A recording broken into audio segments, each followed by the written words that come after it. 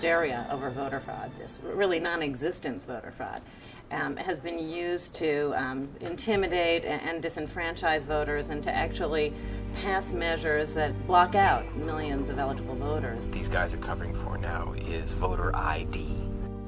That's the new election theft mechanism. Ground zero right now is probably Pennsylvania, where this strict photo ID law, which says that you aren't going to be able to vote unless you show up with a government-issued ID. Unless you have a state-approved, state-issued photo ID, a very narrow type of ID that some 22 million Americans do not have, you cannot cast your vote on Election Day at the polling place. It's been struck down in Texas, it's been struck down in several other states, but it's still in effect there, and there's 800,000 voters in that state who don't have an up-to-date current ID. Tell me, voter suppression or is this voter protection? Definitely voter protection. I think every American citizen deserves to have their vote protected from the forces of corruption. Republicans have figured out that the fewer people that actually vote, that actually get to cast a vote, the better their chances are of winning. So they have put forward this scheme, and it's been a well-funded, well-organized scheme to get this notion out there that there's this massive democratic voter fraud going on. Illegal immigrants are not rushing into polling places to get themselves nabbed. It doesn't even make sense to, for an individual to commit voter fraud. The penalties are really high. You can face 5 years in jails, $10,000 in fines. One Hispanic organizer told me it's really difficult to get people to vote once, let alone get them to vote twice with a false ID. It doesn't happen. You're trying to bamboozle people that don't know and saying to them, vote fraud's all over the place. Not true. They need to stop this. Senior citizens are sitting right now waiting for hours at a time just to go in that booth to vote. And you say vote fraud? Come on. All these people want to do is vote and go home. You are actually more likely to be struck by lightning than you are to find somebody who's committed voter fraud in U.S. elections. Now, in-person impersonation is the only type of voter fraud that can possibly be deterred by polling place photo ID laws. In court, they admitted there's never been a case of voter impersonation in Pennsylvania. If the law is not intended to solve a problem, it's intended to be a problem. One of the most powerful Republicans in Pennsylvania bragged about his party's far-right agenda. Voter ID, which is going to allow Governor Romney to win the state of Pennsylvania. Done. Wow, he's going to win because of voter ID. That's the GOP game plan for this election. And now they've admitted it. As it turns out, the people who do not have this very narrowly tailored type of photo ID happen to be, the elderly, the students, the minorities, the urban dwellers. These are the people who don't have the photo ID. Coincidentally, those are the people that tend to vote Democratic. That's why GOP lawmakers have passed voter suppression laws in half a dozen critical swing states over the last couple of years. Every time that the vote has been significantly expanded for black people, there's been massive waves of voter suppression. It happened after the Civil War and the enfranchising of blacks. It happened after the passage of the Voting Rights Act in 1965. And here it comes again, after we break the color barrier at the White House for the first time with the largest, most diverse presidential electorate ever. I think it is because they don't want Obama in there.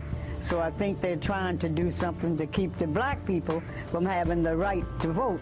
We knew that these voter ID bills were coming down the pike, and many states had already passed. In doing our digging to see where these bills were coming from, our research soon led to ALEC.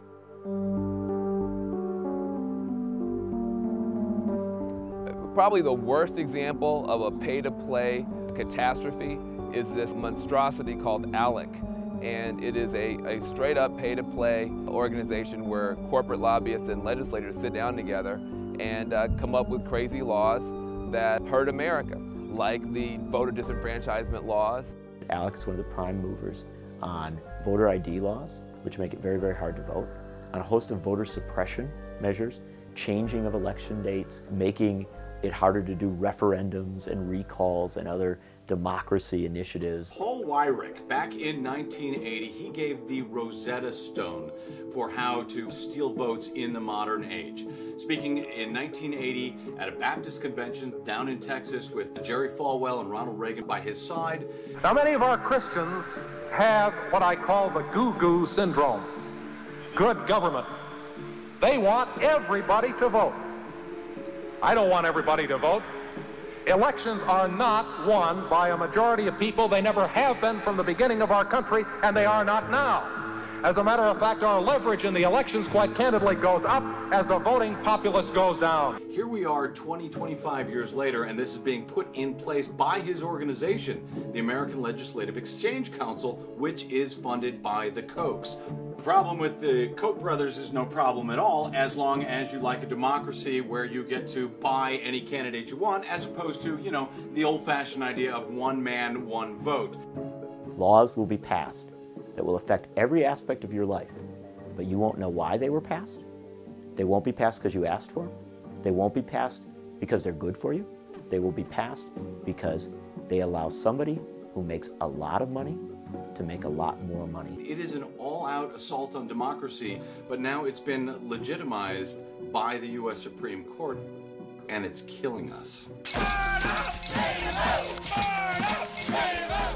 They need to really stop the shenanigans about trying to make it harder for people to vote in this country.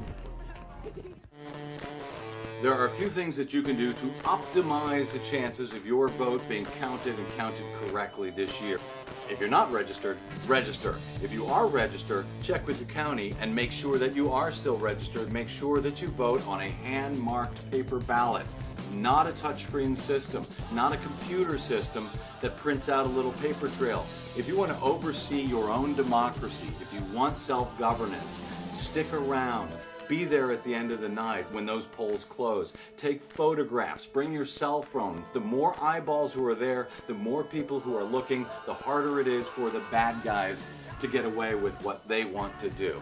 Let's fight like hell in this country to demand hand-counted paper ballots at the precinct on election night in front of all the parties, in front of the entire public, in front of all the video cameras, with the results posted at the precincts before those ballots move anywhere. And tell the Koch brothers to get their filthy money the hell out of our elections.